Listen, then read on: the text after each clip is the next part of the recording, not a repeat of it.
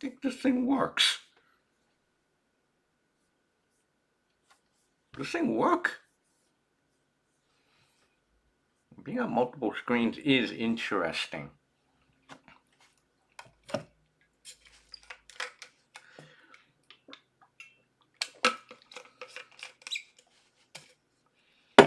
The heck? Okay. Does this work? Okay, I got a PowerPoint here. Alright, this works. Oh, I have. Alright. Alright. Okay, so I have to do that. Okay, that's fine. Weird. Been a while since I've even done a PowerPoint presentation.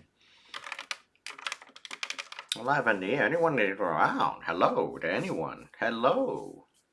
Well, 1 minute early. One. Usually there is like a minute delay.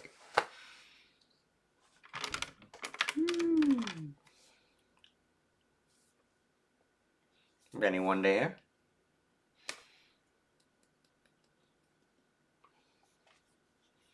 Anyone there? Anyone in chat? Anyone type in something in chat? Someone do something. I mean, this says we're live. Hey, Kevin. Hey, Candle. Hello. Mic check, audio check. How do we sound? Video check. Lighting good. Hey, Tilted. Hey, JLS. Be back. Be back. Yes. Okay. Good to be back. Yes. Good to be back. Hello, everyone. Welcome to Introduction to Security. I'm Ming Chow, teaching professor at Tufts. Wait, what? Whoa. Wait a minute. Whoa. That my real email address? Yeah, that is one of my email addresses, ming@wallachsheep.com.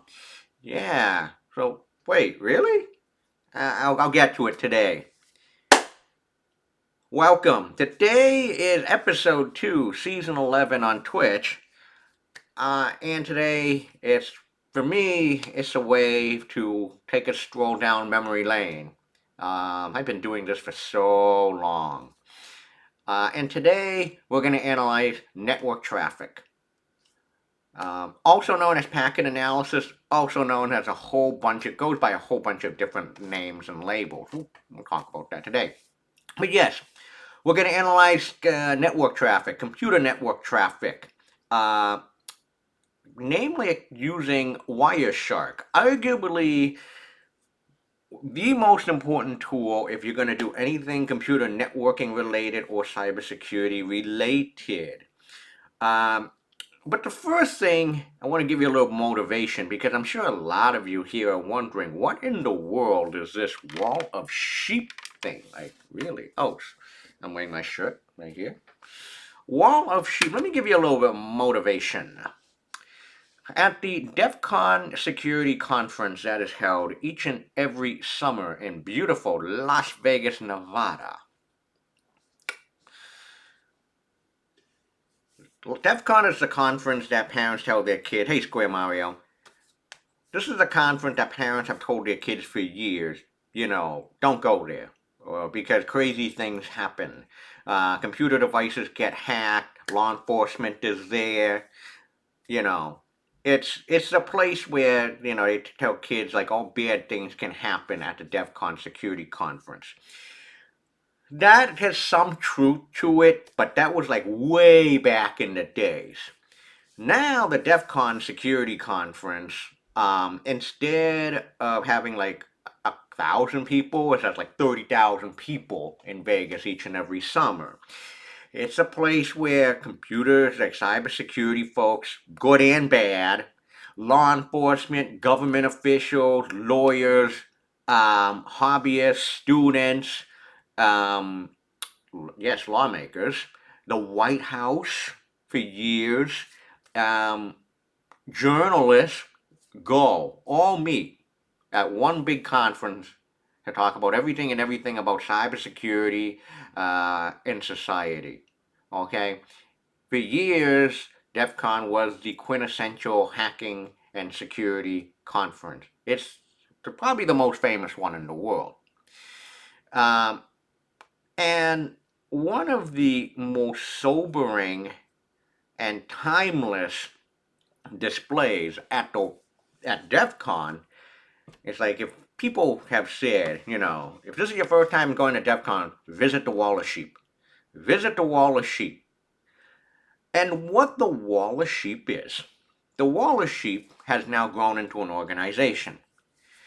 The Wall of Sheep is a display that has a list of all the usernames and passwords, credentials, sent in securely, that are sent in securely, in plain text, on arguably the world's most dangerous computer network, the DEF CON conference network.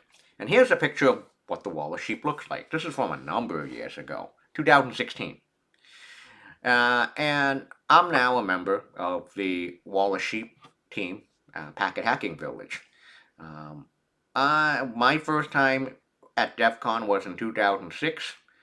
I was deer in the headlights. I started contributing to the Wall of Sheep the following year in 2007, and the rest is history. And the Wall of Sheep, yes, the team has access to the entire conference network. We can monitor the network, and we're going to find all the credentials and secrets that are sent in securely on the network. And what we do is anything that we find, we have to verify, number one, and then we post it to this wall. And as you can see, this wall has the login, the password, first 3 characters shown, but everything else censored out because we don't want people abusing. Okay, then we have the domain or the IP address, and then the application, like HTTP, which is web, POP3 is email, IMAP4 is email, and we show this. Now, some people will look at this as a wall of shame. This is not a wall of shame. We do the Wall of Sheep as an education, as an educational opportunity, an educational display to inform people this is what happens when you use a dangerous network. This is what happens when you are sending secrets on a network that you don't trust, and worst of all, unencrypted in plain text, which still happens in the year 2025, still. Not as often as back like 15 years ago when we were getting like Facebook, Gmail, Twitter, Tumblr accounts. I mean, we could not stop working back in those days. And we still show this. We still show the Wall of Sheep for largely, educational and more importantly, sentimental purposes. But we do a lot of hands-on workshops now. So about the Wall of Sheep and the Packet Hacking Village, which is now the village that houses the Wall of Sheep. Our mission is very simple. It's based on security awareness. And we do security awareness by doing interactive demonstrations like the Wall of Sheep, a lot of hands-on workshops in front of computers, and also unconventional methods, such as back in like 2010, we did a peekaboo booth. You put a quarter in, and you can see all the pictures that are being sent on the DEF CON network, and all the money went to the Electronic Frontier Foundation, the EFF. Our team is all volunteer, no one gets paid, everyone gets have to pay their way out to go to Vegas each and every summer. It becomes a really good family reunion, really good time. We look forward just to see each other once a year in person. Of course, this is my time to say, want to give a shout out to the Wall of Sheep and the Packet Hacking Village, and if you want me to give anyone here career advice, sometimes going to a conference can change your life forever in a very good way. And that's what the Wall of Sheep and DEF CON has done for me. And I would not be here if it wasn't for them. So, forever grateful for that. So what is packet analysis? Well, packet analysis at the very simple terms is, now you notice that the word packet is highlighted. It is to, and as you can see that it is emphasized, we will get into more details later. There is a definition, because definitions are important. Packet analysis is looking at and understanding computer network traffic. It goes by a whole bunch of names, such as network traffic analysis, packet sniffing, protocol analysis, packet tracing. If you hear any of these terms, they all mean the same thing: to look at and understanding computer network traffic. So why? Why in the world? What's the point of analyzing computer network traffic? The whole point of analyzing computer network traffic now, one very important point that I'm going to make now, and you will hear me say this every week, is anything that you learn in cybersecurity can be used for good, but both for either good or bad. Anything, any tool, any technique that you learn, including today, over this course, can be used for both good and bad. Okay? So the good parts is packet analysis is good for doing troubleshooting. Like, why the hell is, I'm not getting any network connection on my Apple TV? Like, is the Bluetooth even working? Okay? Um, some institutions do what they call recording packets for communications and for record keeping. All email or voice or chat. It is pretty expensive though. To record and analyze web traffic, to reconstruct images and other data that was transmitted on a network, and to identify any secrets that are sent insecurely in plain text. And we're going to do all of these today. We have examples of this. So here's another motivation for you. So in fall of 2017, a former student and I almost started World War III on Twitter because there was an author for Wired magazine that wrote this piece on the Mirai botnet. And there was this paragraph that was just so oddly worded. And then the wording is, quote, on the compromised devices, they had to carefully reconstruct the network traffic data and study how the Mirai code launched so-called packets against its target. A little understood forensics process known as analyzing packet capture data. Think of it as a digital equivalent of testing for fingerprints of gunshot residue. It was the most complex DDoS software I've run across, Klein says. And it was so weirdly worded that we got into a fight on Twitter, and that's never a good thing with the author Garrett Graff. And we had tried to explain to him how he could better reword this, but it was good. It all ended up, it was all good, but it sparked like a long conversation. So today, what I am going to do is I'm going to teach you this little understood forensics process known as analyzing packet capture data. You folks still with me so far? So what is a packet? A single network packet is a unit of data. It's a unit of data. Now, anytime you play an online game, go to a website, um, download an email, play a video online, or hey, even Twitch right now. We're on Twitch right now. Um, this Twitch stream is made up of many packets. Many, like hundreds a second. Hundreds of packets a second. Now, a single network packet contains the following information. This is an incomplete list of information.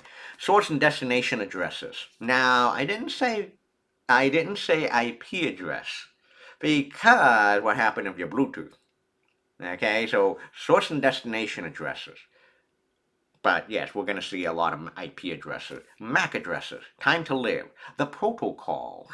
Okay, if TCP is used, you will see both port numbers and even data, such as like the piece of the web page or a piece of an image or a piece of a video. A packet, a single network packet encapsulates all the layers of what you call the Open Systems Interconnection, OSI model. Yes. Now, the next thing I'm going to show you is going to be the most mind-numbing and the most painful thing that I'm going to try to explain in very simple detail, which is this mess known as the Open Systems Interconnection model. I hate this so much because it doesn't make any sense. And most of the cybersecurity and network professionals will agree with this. So here's what the OSI model is. The OSI model, all you need to know is it's a conceptual framework.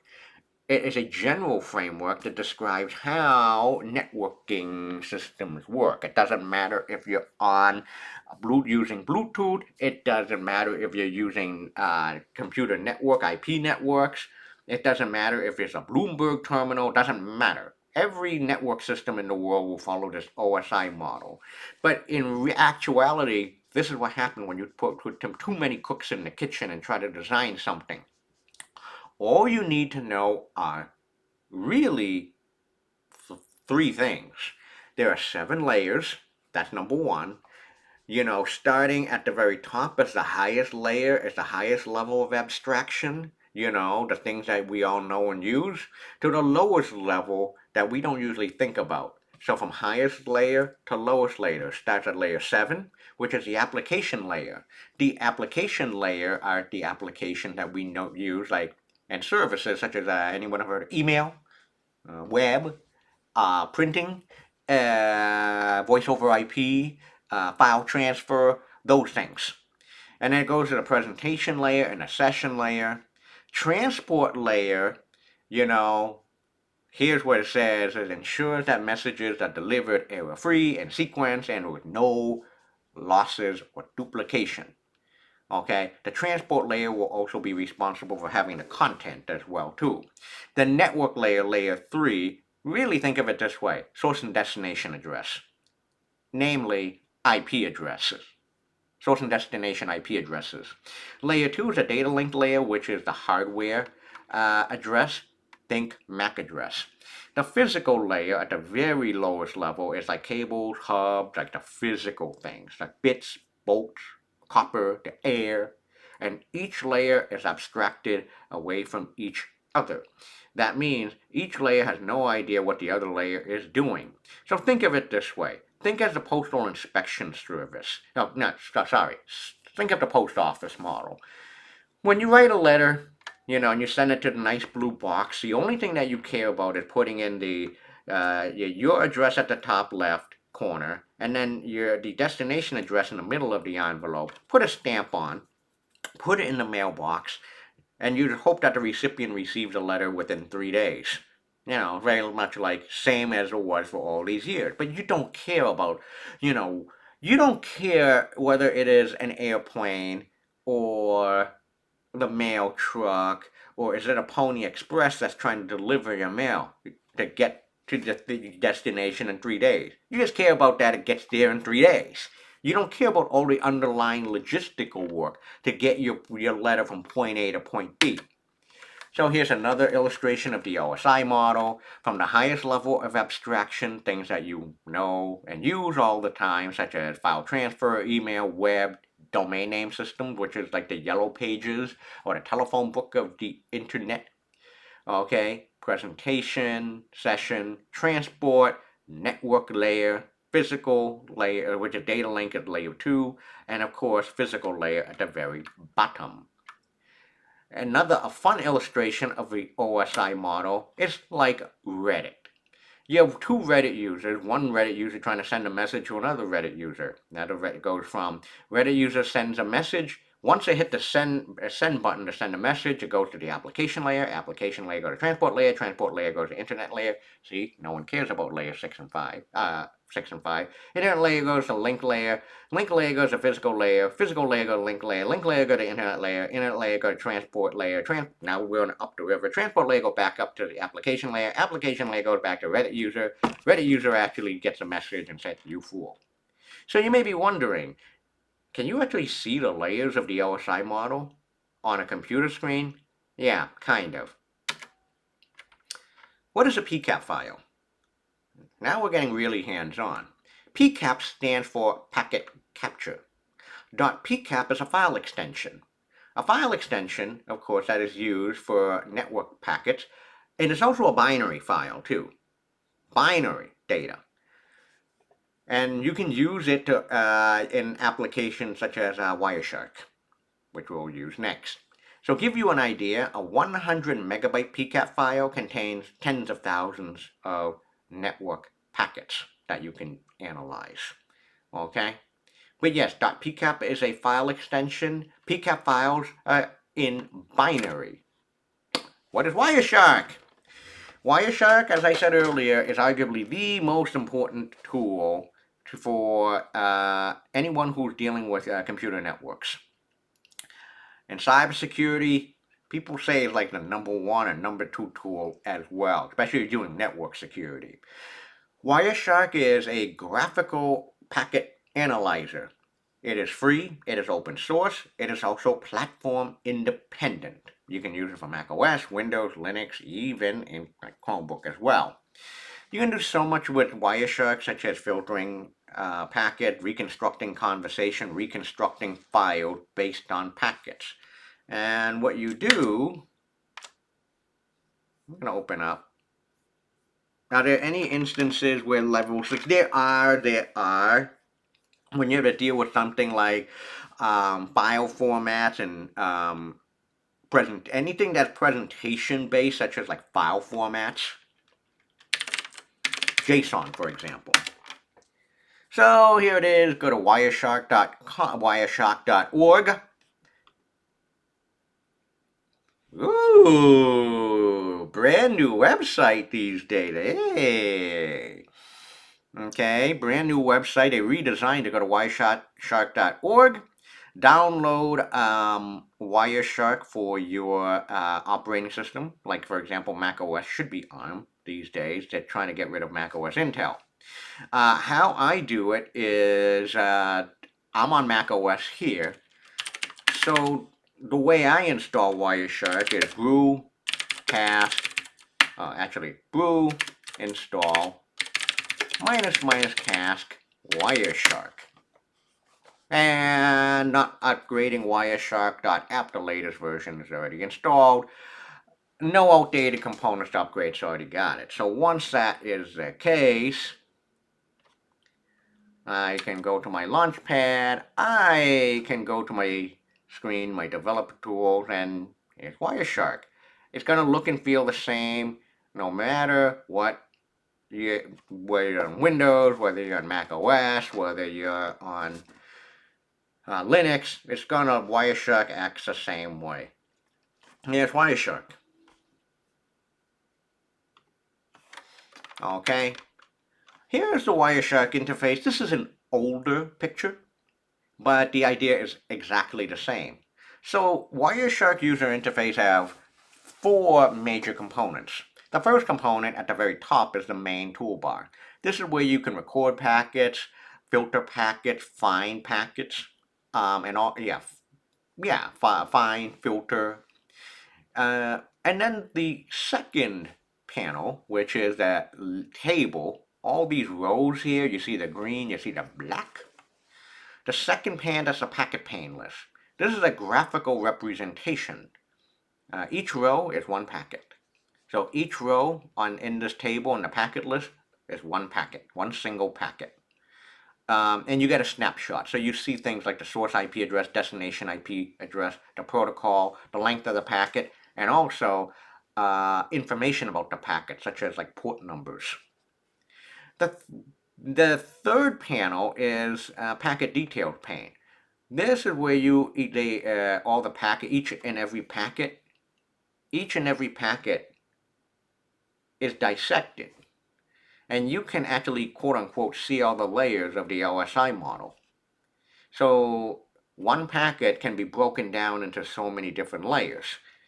Layer 2, layer 3, layer 4, and even layer 7.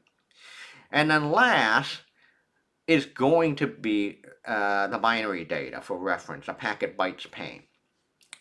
Sometimes it's really nice to see where the data is within the binary of the packet. So, but now the interface is you have the main toolbar, and then below that, directly below that, is a packet list. But then below that is both the packet detail pane and the packet bytes pane, left and right. You will see in a few moments. Now, the exercises that we're going to do today are all in a GitHub repository. I wouldn't clone all of this yet because there is malware in this repository. I used to run bootcamp courses on packet analysis and malware analysis. So they're on my GitHub account, github.com/mchow01/bootcamp with a capital B. Do not clone the entire thing unless you really want to have malware. I mean, if you have Windows, it's going to catch it. So what we're going to do today is, I'm just going to copy the link directly to the PCAP file in the Twitch chat that you can follow along. And the first exercise is we're going to open up a simple PCAP file in Wireshark. And I'm going to go here. I'm going to github.com/mcow01. Okay, bootcamp. And here it is. We're going to look at set one. So this is the entire repository.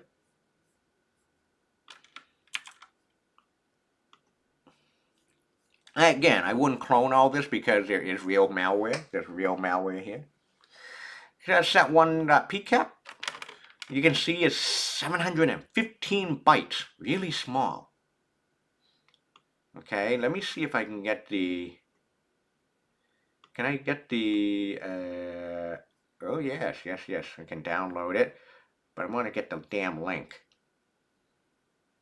Copy link address. Yay! Okay, so I do have to copy the link address. So this is set1.pcap. So I'm going to post a link for that in Twitch. And so what I'm going to do is I already have a copy of this on my computer. And so I'm going to go to Wireshark. Before I do that, you know what? I have a clone of the bootcamp folder, but I want to show you something. Do an ls-l using the Linux commands that we did last week. Set1.pcap. I'm going to clear the screen.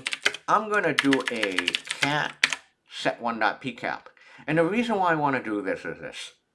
I'm going to hit the enter key, and you're going to see what happens when I hit the enter key. When I just try to spit out set1.pcap to the screen. Bang. That's it. What?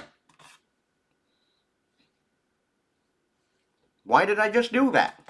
The reason why I just did this is to show you what happened if you try to just spit out a binary file to the terminal, which is what I just did.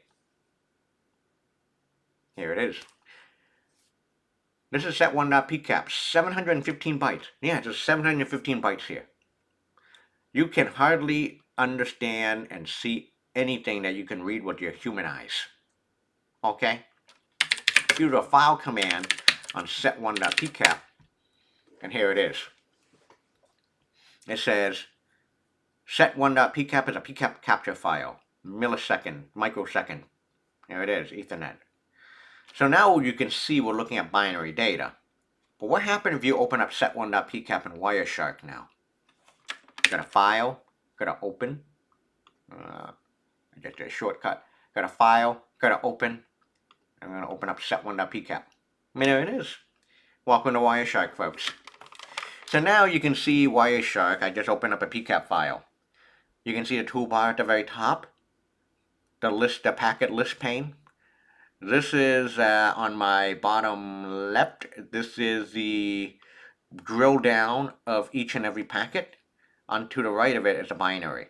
So notice that there are 1, 2, 3, 4, 5, 6, 7, 8 rows here.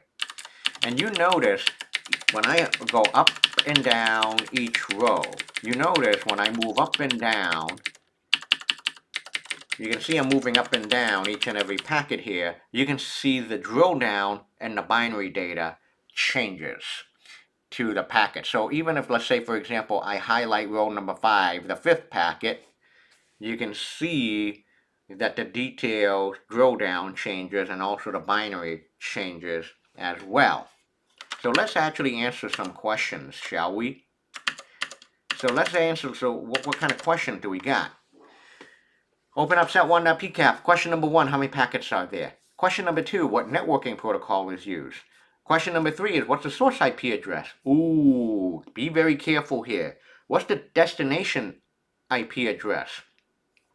Question number 5, what port number is the source using to communicate with the destination? Or what port number is the destination listening on? The bonus thing is, do you notice the TCP? This is really not only a bonus, but a huge hint. Do you notice the TCP three-way handshake? So what's the TCP three-way handshake? It goes sync, ACK, and ACK in that order. So two computers talking to each other can build a reliable communication that doesn't drop. So take a snapshot of these questions. How many packets, the networking protocol, the source IP address, the destination IP, and the port number that is being used. Here is Wireshark. I can blow this up a little bit more, but let's take a look.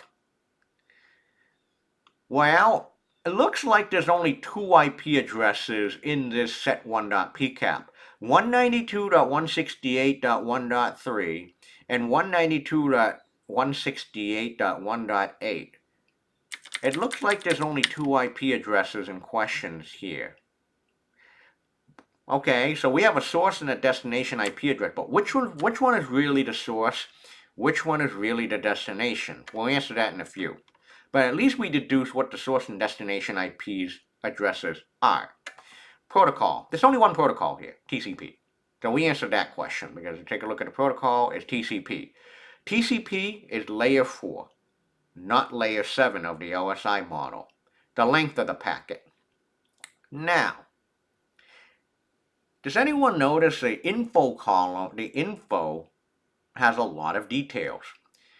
Notice that there is a number pointing, and then there's a right arrow, and then another number. You see, number 1 on row number 1 is 49859, and then right arrow to 7777. So what this means is these are port numbers. 49859 and 7777 are port numbers. So the source IP address 192.168.1.3 at port 49859 is talking to 192.168.1.8 at port 7777. And then the second packet, row number 2, it says 192.168.1.8 at port 7777 is sent a message back to 192.168.1.3 at port 49859. That's how you read it. Okay, does anyone here notice something? Can anyone see a certain pattern with the first 3 packets? Oh, by the way, because there are 8 rows here in this table, there are 8 packets. That's it. And this is all 715 bytes. Does anyone notice? What do ports do? A port is a service. A port is a service. Remember the idea of a telephone extension number. Telephone extension numbers brings you to a particular service.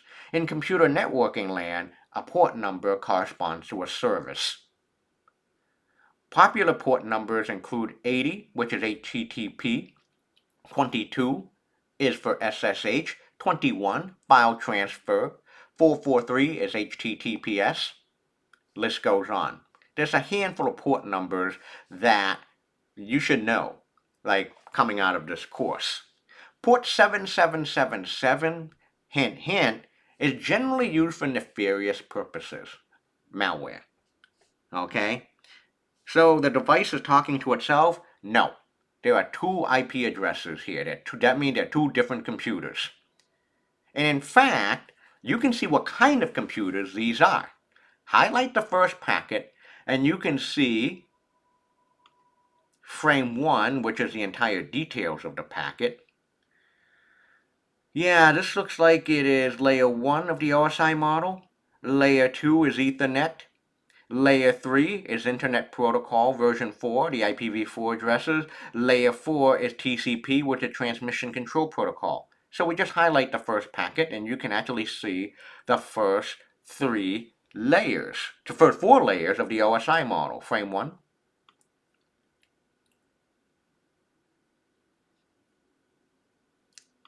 Oh. Okay, layer 2. Ethernet. The source is using an Apple something device, and the destination has a MAC address of a certain MAC address, but it's a Raspberry Pi. Yes, Wireshark can deduce what kind of make and model a computation device is. It's really nice. Okay? Notice you can actually see what the source and destination IP addresses that are used for the first packet. Source IP address is 192.168.1.3. Destination is 192.168.1.8. Yeah.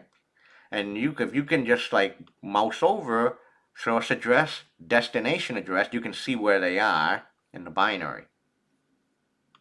Really nice. And then on transmission control protocol have nothing to do with IP addresses. Transmission control protocol is things like port numbers, source and destination port, acknowledgement number, TCP flag, windows, checksum, and other data. So you can see each and every layer has different responsibilities. But if you also notice the first three packets here, you see a sync and then ECE. I don't know what I always forget what ECE and CWR are, but you can see the TCP three-way handshake.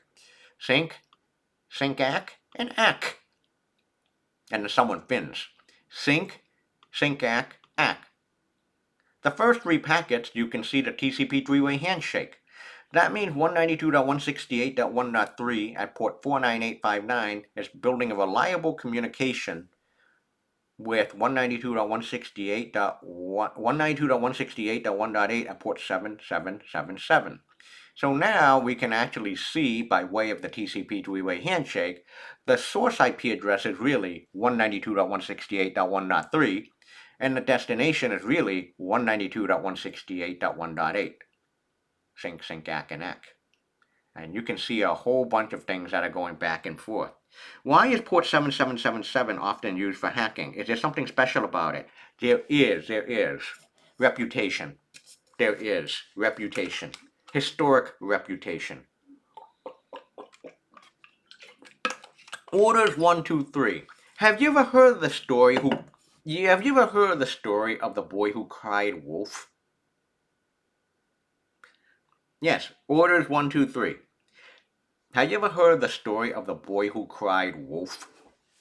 If you have, then you know what happens when people start abusing a certain port number. Eventually you're just gonna say, oh, they have a reputation for just, crying wolf all the time. So we're going to see 7777 is, yes, okay. So it's used for nefarious purposes. That's what it is. Okay? So that's why 7777 is notoriously bad, because of historic reputation. The boy who cried wolf. So we just did exercise number 1. Okay? We answered all these questions, but now the fun part. Now you know what it's like, what a PCAP file is, how it looks like under the hood, how you open it up in Wireshark, and how you can actually start reading Wireshark, the table. Now let's reconstruct the conversation in Wireshark. So what the hell did 192.168.1.3 sent to 192.168.1.8 at port 7777? How you reconstruct a conversation in Wireshark is pretty simple. It's 4 steps. Really, it doesn't even seem like it. Click on a packet, any packet. It will be highlighted in blue. Right-click on that packet. Right-click on the packet. Go to the Follow menu. And then you'll see a whole bunch of options. Follow TCP stream, UDP stream, SSL stream, HTTP stream. TCP stream is the most common. So let's go back to Wireshark and let's click, I don't know, any fucking packet. Let's click the 4th one. Click on the 4th one, you see baby blue color. I'm going to right click with my mouse on it. And I'm going to go to Follow. And there's only one option here. The only option I get is Follow TCP stream. Well, let's do that. So yes, this is the way you reconstruct a TCP, any conversation at a TCP. Now just a reminder, because, TCP uses anything that uses TCP is a TCP three-way handshake. Things that use TCP are things like email, web browsing, email. There's a lot of things. SSH uses TCP. RSH, TCP. Right click, follow TCP, enter, bang. There we go. This is the resulting window of what happens when you follow a TCP stream. You'll see the entire conversation, all the content that was sent from the source to the destination. And you can see there's only one thing that got sent. This text. What? Me worry. That's it. That's the text. This here, this window where my mouse is right now, is the content that got sent. But you can drill down even more. The entire conversation was 15 bytes. Now we'll look at the bottom right corner of my screen. There you go. Bottom right corner of my screen. So my head is next to my head on Twitch. The entire conversation was 15 bytes. 192.168.1.8 at port 7777 sent nothing to 192.168.1.3 at 49859. However, the 192.168.1.3 at port 49859, that's my Mac, sent to the server at 192.168.1.8 at port 7777, 15 bytes.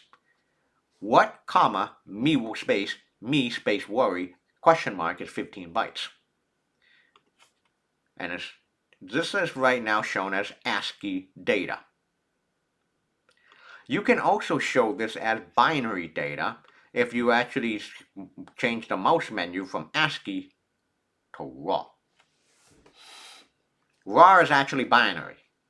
You can also change this to show it as hex dump. So you can show the data, the TCP stream, the communication as any format that you want.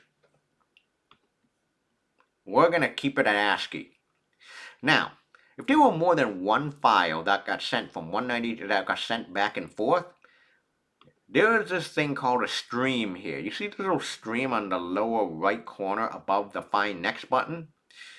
If there were more than one file that got sent, you can you can click up and down to see each and every single file that got sent. There was nothing else other than what me worry that got sent here, so it's like there's nothing. So there's nothing that you can go up and down. Okay? All right. You can also, if you want, save all this data to your desktop as well. Yes, you can. And in fact, why not we do that next? Why not we do that? Well, I'm going to save this for another time. Okay? You know, one of the things is the difference between encrypted traffic and non-encrypted traffic. Web traffic that uses HTTP, you can reconstruct the traffic very easily because everything is sent unencrypted. However, these days, most websites use HTTPS, which is all the content is all encrypted. So even if there was an eavesdropper, even if someone was recording all their computer network traffic, can't reconstruct anything. And you know what? How much time do we have? Okay, we have some time. So I can do this out. So I'm going to show you, and I actually have, hold on, I actually have the data here.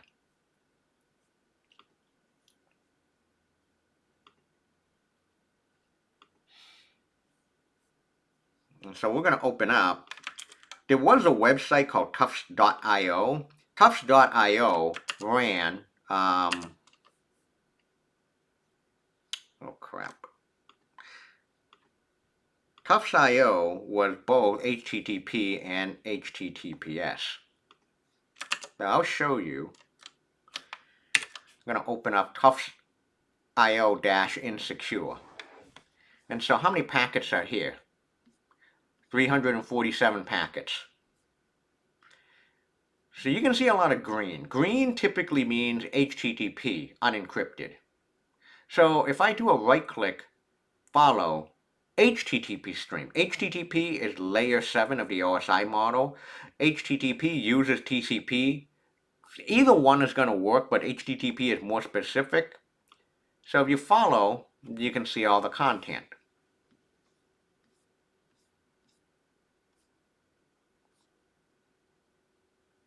There are some human readable text. Now, how many streams are there? You can click, oh yes, now you can see things like the HTTP header, you can see style sheet data, you can see JavaScript, jQuery, you can see all the content. There's 12 streams here, but yeah, you can identify with your human eyes, like some human readable text in like English, like github.com. This is style sheet information, so I'm going to hit close. There is a cheating way if you just don't want to just save each and every single file. Wireshark has a feature called File. Go to Export Objects, export all the HTTP data, and you can see Wireshark can pick up and reconstruct the CSS, the JavaScript, the fonts, and the icons. Oh yeah. Okay? Because HTTP is all plain text, all insecure, Wireshark can rip out everything. And this is why Wireshark is such a valuable tool, because it can analyze and dissect packets and reconstruct stuff. Okay? Now, if we go to Tufts.io that uses HTTPS, which is a secure version, raw. I'm going to copy the address link. And you can see the difference when you're browsing the web using HTTPS. And you'll see the difference right now. It's a big difference.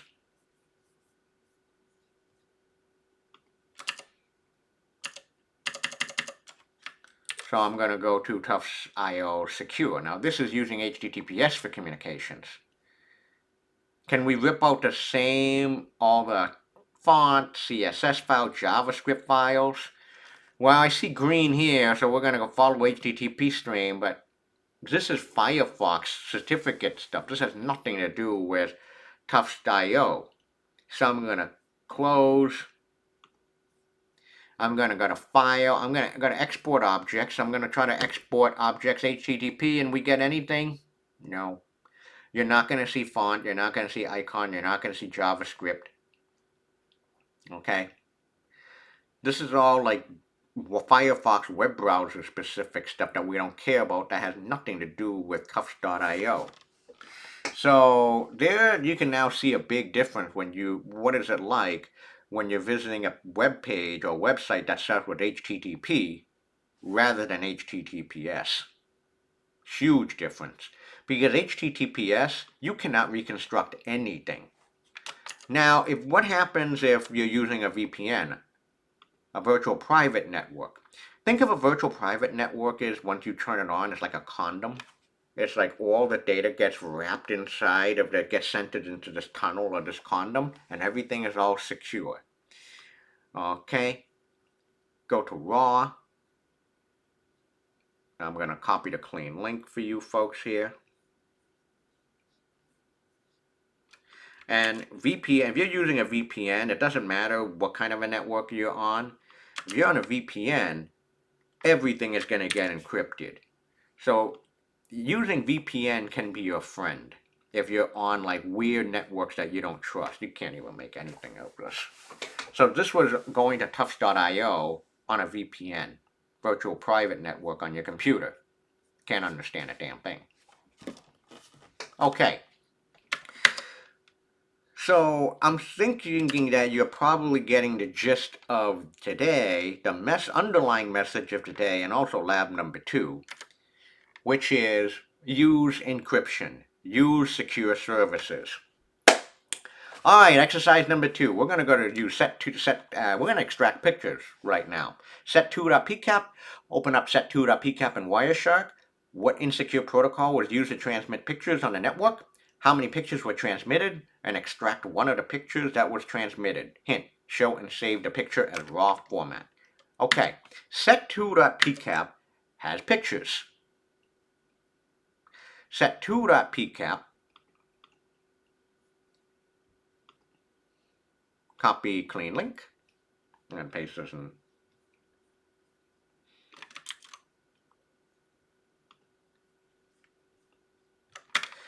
Okay, 391 kilobytes. Now wait a minute. So what I am going to do now, yep, set2.pcap is like 400 kilobytes. Okay, 400 bytes, something like that. Okay, 400. Yeah. Yep, 391 kilobytes. Okay. So 436. Okay. 400,368 bytes. Fine. All right. So what we're going to do now, we're going to open up set2.pcap. There we go. So, does Tufts secure Wi-Fi will encrypt the data? Absolutely it does. Yes. So Magma, the answer is yes, flat out. So now what we're going to do is, I want to show you, I'm going to go to CD, my desktop. How many files are on my desktop right now? I'm going to show you my desktop right now. Folks, ready? That's my desktop. How many files do you see on my desktop?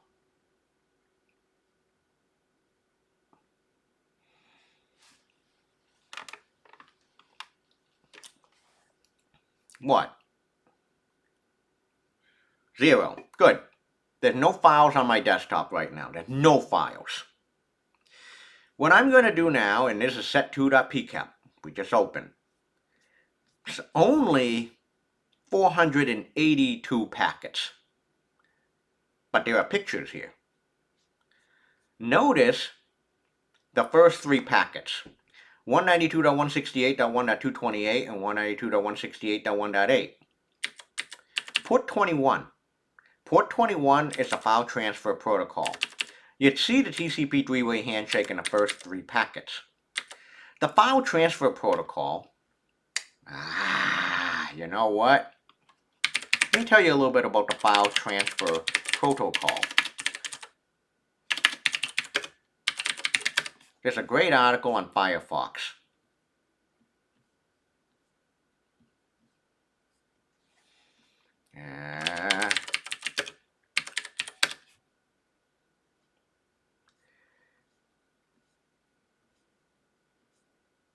Do I have it? I thought I had it.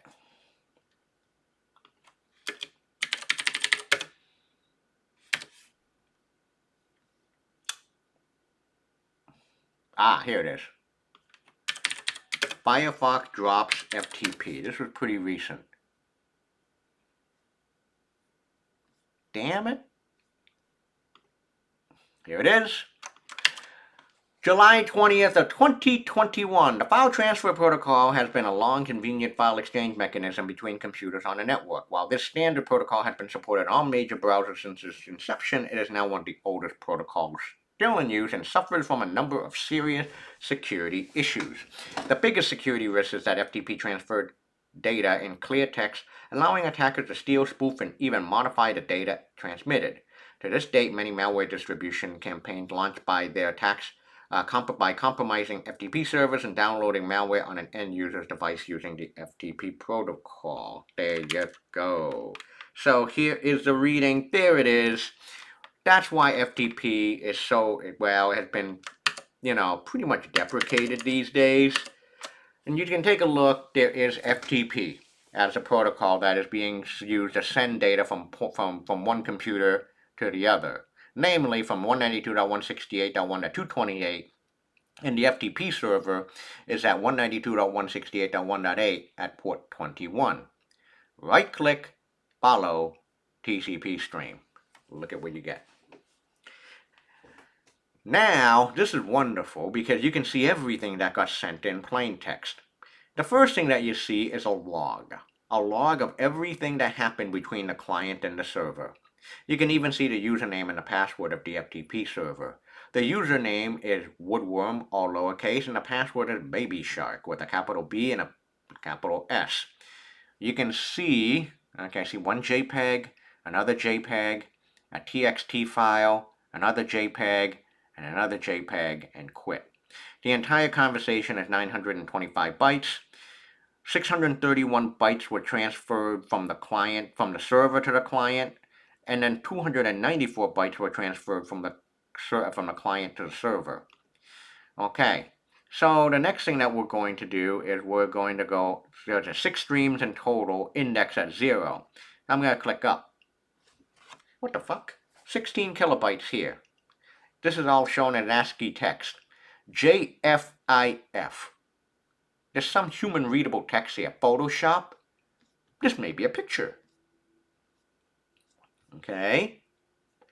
Let's go to stream number 2. Another JFIF. Looked like another picture. Looks like this is all binary data of a picture. Okay. Interesting. Stream number 3. Ooh, a text file. Cybersecurity and real politics. Now this is human readable text. This was the keynote speech by my friend Dan Gear at the 2014 Black Hat conference in Vegas. One of my favorite talks of all time. Shit, I can't believe it's been over a year, over 10 years. Another stream going up 4. Okay, another JFIF. Another JFIF and binary data. Look like a picture. And that's it, right? 6 streams? Yep. And that should match this entire log back at stream number 0. I see a JPEG here, another JPEG here, a TXT file here, a JPEG here, and a JPEG here. So it looks like we have 4 pictures. Can we reconstruct them? Sure. I'm going to hide all this crap. I'm going to go, that's it. I am going to go to stream number 1.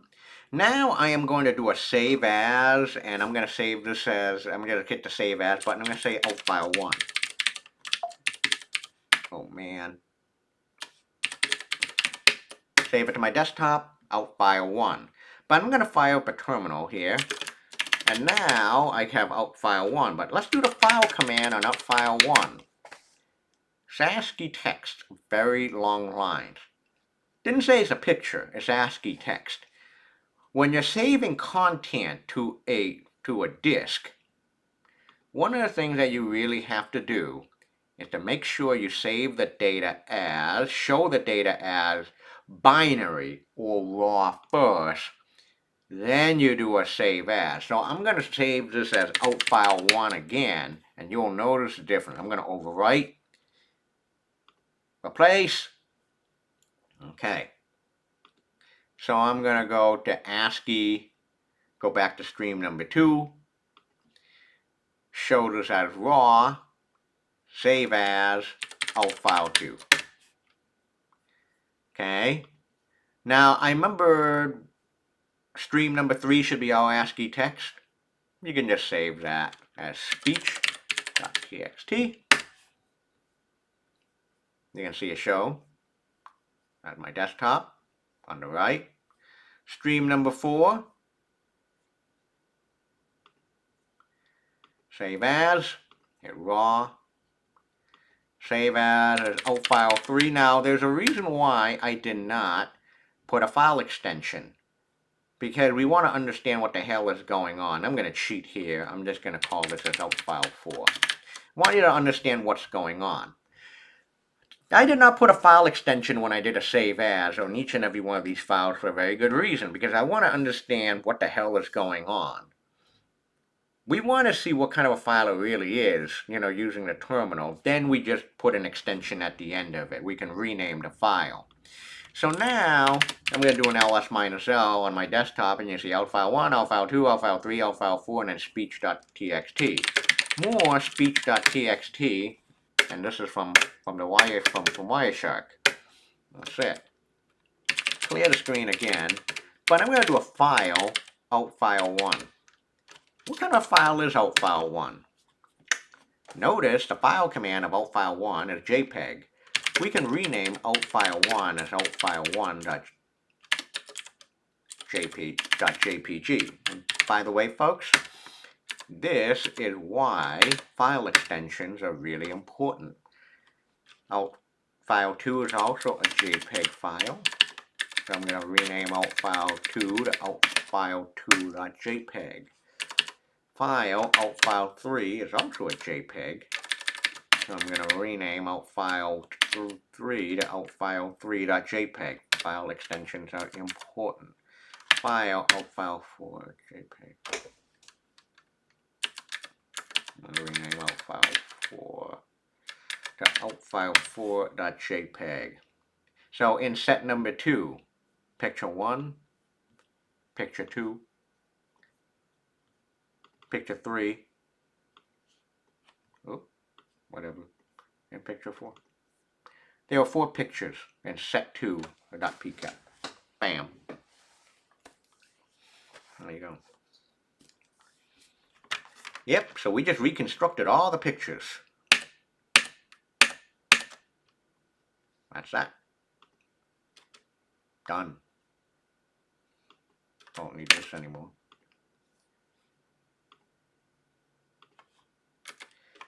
Command line tools. This is a review of last week, and this is why command line tools are really important, because they actually go hand in hand with anything that you do in cybersecurity, even packet analysis. You see, I use file a lot. I use more. I use those a lot. I just use those. Now, when you install Wireshark on any system, you'll also get a command line based Wireshark called T-Shark as well. It's graphical command line based Wireshark, but it does sometimes come in handy to do like shortcut tasks, such as listing out all the domains and IP addresses in a PCAP file. So instead of doing all kind of point and clicky crap, you just need to use this T-Shark command, one line. T-Shark -R, open a file.pcap, and then this thing. We'll come back to this. Exercise number 3, we're going to reconstruct a media file. So open up set3.pcap. Question number 1 is, what the protocol was used to transfer a media file. We're going to play the media file? Yep. IP address of the client, IP address of the server. What was the port number that the client send the media file, the client send the server the media file. Reconstruct and play the media file. What kind of a media file this is? Yeah, we're going to probably do what we call a video. Okay. So set 3 is a little bit more involved. Set3.pcap is big. It's really big. It's copy, clean link. Is with FTP, is it possible? FTP is secure. It's encrypted. So you can't reconstruct the conversation. But that's a good thing if you are an end user. So you don't want any prying eyes. Okay, set number 3.pcap. Set3.pcap is around 38 megabytes. Hello? Oh, I want to clear the filter. Hold on. Here we go. Set3.pcap. How many packets are here now? Set3.pcap.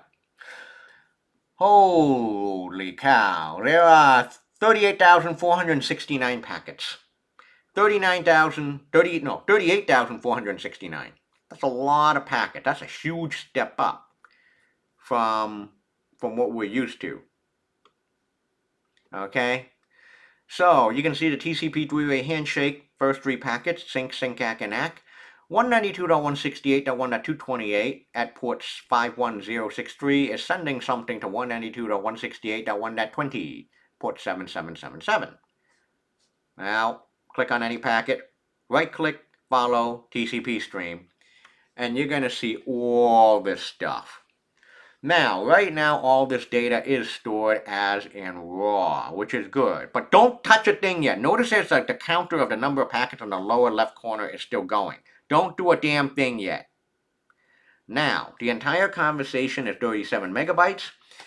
Currently, everything is in RAW format, which is what we want. Now we're going to save as, and we're going to save to our desktop, and we're going to save the thing called media. Now, watch what happens. Now, assuming that this is all binary, right? Yep. Now, if you try to show it as ASCII text, you're going to actually see it's a lot of stuff. Wait for the counter to stop. But I'm going to open up the terminal again. Now I'm going to do a file. Where is it? Where is it? Don't need this. Yep, there's a media file right on my desktop right here. Right next to L file 1. Actually, you know what? Let me just delete all this crap. You don't need it anymore. View. Sort by name. Now you got the media file right here. Clear ls file media. It's a movie. QuickTime movie. Move media to media.mov. QuickTime movie, and we're gonna play in a video. No, thank you. Oh, gotta do this shit again. Yeah, I want to lie. Forever's gonna start. Once upon a time I was falling in love. Now I'm falling apart.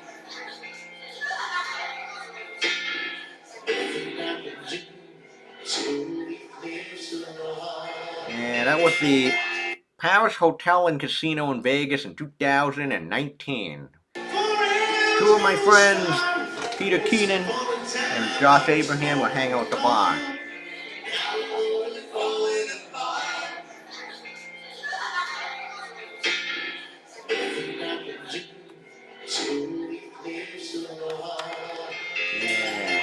Yeah, I did this set during the pandemic days, and we were always wondering, those were the great times. Will we ever see those again? And of course, last couple of years we've been to Vegas, but yes, the good times did come back.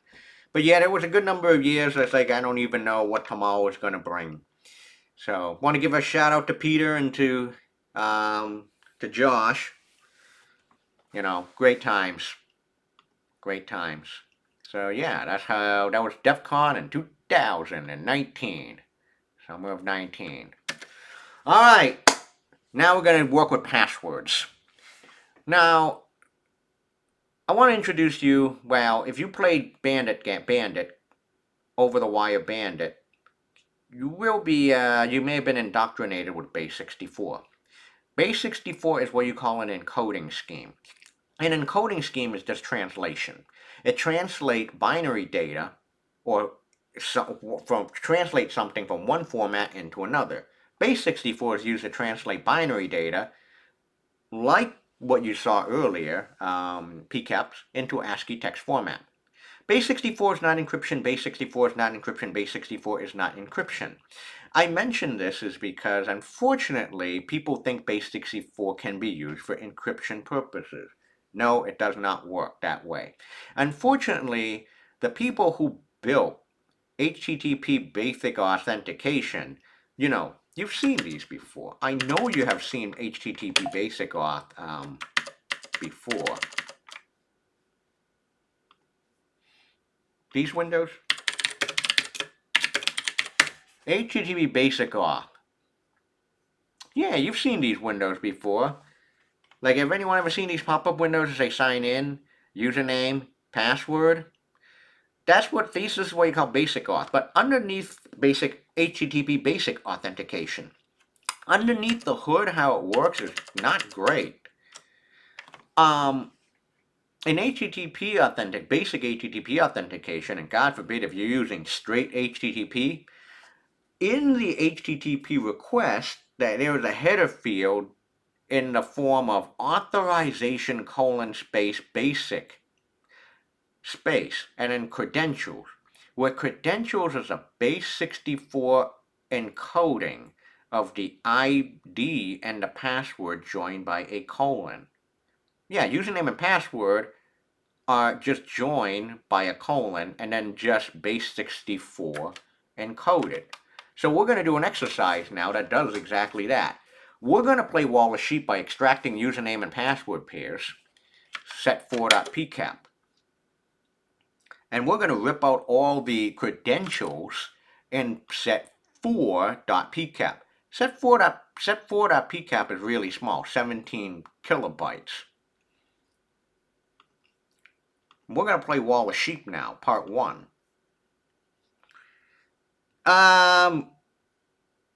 300 hearts, I have no comments. Is it necessary to change the file extension? Yes, it does. It does make a huge meaningful difference in how the computer interact with the file. You can do, the computer will generate file previews. Absolutely it does. Kevin, absolutely file extension make a difference because there's a big difference between readme with no file extension and readme.md or readme.txt. Because if you don't have a file extension, the computer don't know what the hell to do with it.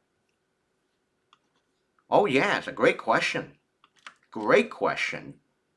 You have readme and no file extension, the computer doesn't even know what the hell to do with it. Clear the filter out. I'm going to open up set4.pcap. Here you go. 16 kilobytes. So this is where we're going to use a filtering tool. Just want to give you a heads up. You can do one of my favorite sites is base64 decode. Base64 decode and encode. So I'm going to go to encode right now. Hello, Kevin.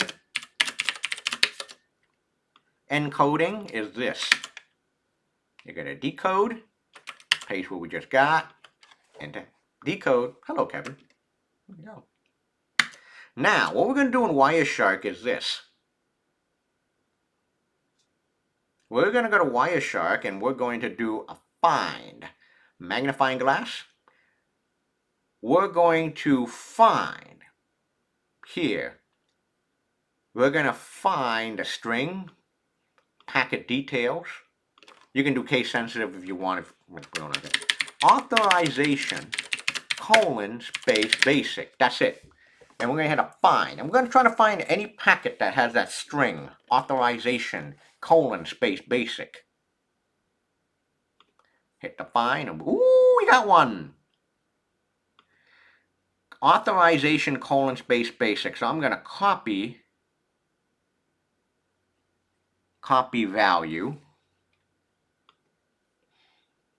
I'm going to open up a text file and just paste it. Here it is. Capital Y, lowercase n, and it ends in a double equal sign. Okay, we'll do another one. Let's find again. Ooh, I found another one.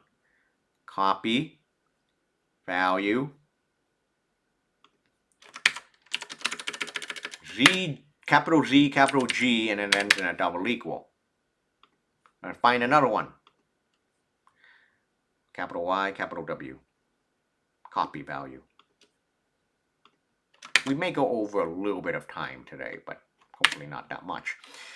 All right, let's find one more. Nope, that's it. We found 1, 2, 3 instances of base64 strings.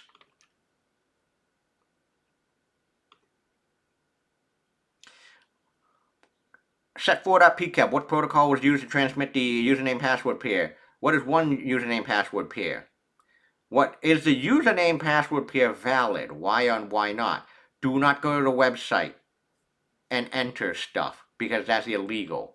Computer Fraud and Abuse Act. Do not go to the website or the domain and enter your username and password to determine if it's valid or not. It's unauthorized access. That's wrong. Don't do it.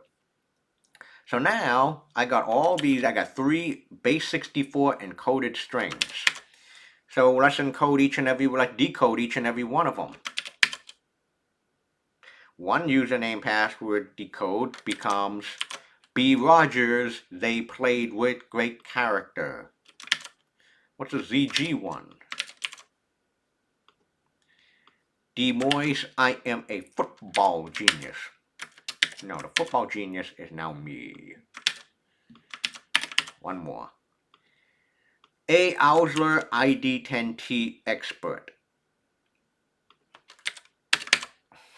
Okay, so we just identified 1, 2, 3, 4 credentials. No, 1, 2, 3 credentials, sorry.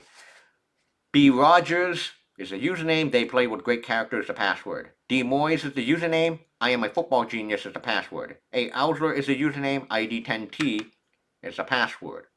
So we found 3 username password pairs. But will they go into the wall of sheep? Let's find out. So let's take a look at this one, this YNJ. How you can see HTTP here. We're going to right click follow HTTP stream and oh, this is not good. 401 authorization required. And you can see the authorization : basic here. It's like, no. The server could not verify that you are authorized to access the document requested. Either you supplied the wrong credential, bad password. If this was good, then you will see either 200 or text that says you got in. Not good. We're going to hit a find. Another net one, there's YNJ1. Here we go. Follow HTTP string. Oh, shit. I have to do it all over again. I have to find again. I have to clear out the filter and then find. Okay, the ZG one. Here we go. Follow HTTP stream. Nope. ZG one has also got a 401. You have to read. So you don't even need to go into the website and bang and type in the username and password into the form illegally to verify if it's the right password or not. All you have to do is just use what we just learned earlier. Right-click follow TCP stream or HTTP stream to just verify the information. Here you go, 401. So we found 3 username and password combinations, but none of them were good. All 401s, not 200, all bad. Nothing goes to the wall of sheep. So here's a little dirty trick for you.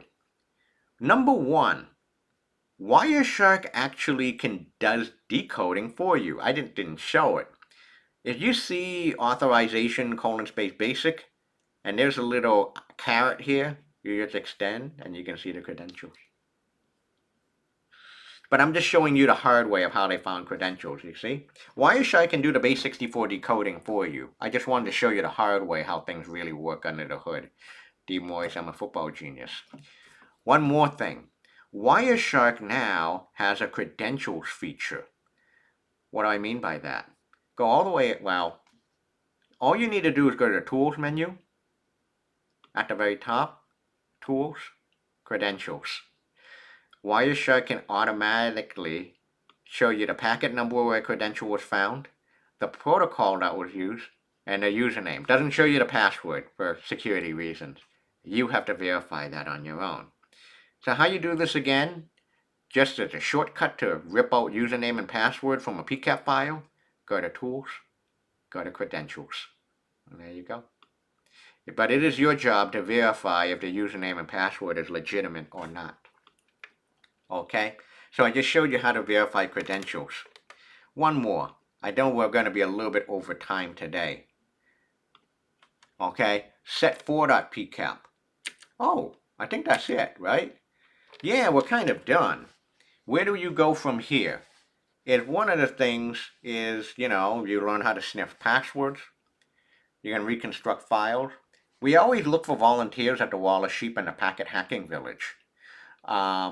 We have special events to hone your skills. We have something called Packet Inspector and Packet Detective, where you can learn more about packet analysis. And we have a black badge contest for DEF CON where you win lifetime admissions to DEF CON. It's like a $10,000 thing called Capture the Packet. You can do that too. Oh, I have a set here. I don't need PowerPoint anymore, but for your interest, if you want, in the little time that we have, I can close all this out. There is also, I have a set 5, I think here, boot camp. Go to set5.pcap. Set5.pcap is a little bit more involved because this is really from DEF CON. Before you go, can you plug the career thing that you're doing tomorrow? Yeah, 1 to 3 p.m. in JCC. JCC 270. I'm going to do resume reviews. Do resume reviews for anyone who wants to show up. I don't even care if it's CS or not. All right. So set5.pcap, I'm going to open up. It's 61 megabytes. This is from a DEF CON many years ago. 76,409 packets. So if you want to rip out username and password, you can, option number one is you do string searching. But option number two is, now I showed you, tools credentials. There you go. You rip out all the username and passwords. Let's go to this IMAP one. Yeah, there you go. Right click, follow TCP stream and see if it's successful or not. Yep. Bam. Okay. So you may be wondering, is there a way that I can see,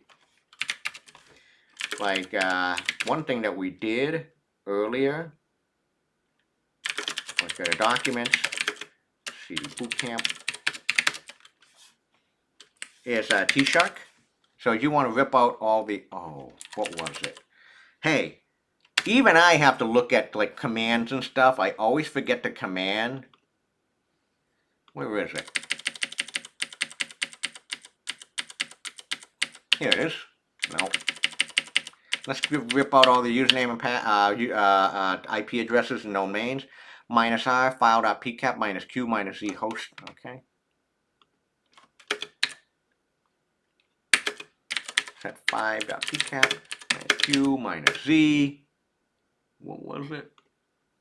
Host IPv4. Boom. You can see all the IP addresses and corresponding domain names. Really nice. There you go. You can copy and paste and use for whatever you want. Okay.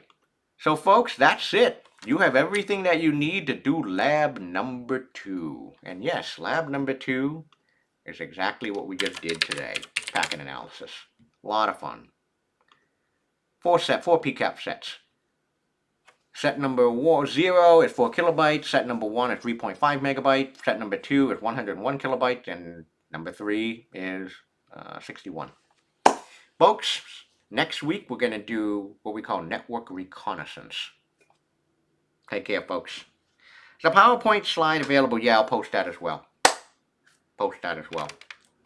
Take care, folks. Yeah, thanks all. Hold on. Can I do this? Thanks all. Yeah, this is the time where I get hot mic'd, but that's okay. This is good, folks. I'm gonna quit. Don't need this anymore. Make sure I get a copy of this for everyone. Don't need that. Don't need that. Don't need that. Don't need that. Don't need that. Yes. Take care. Stop.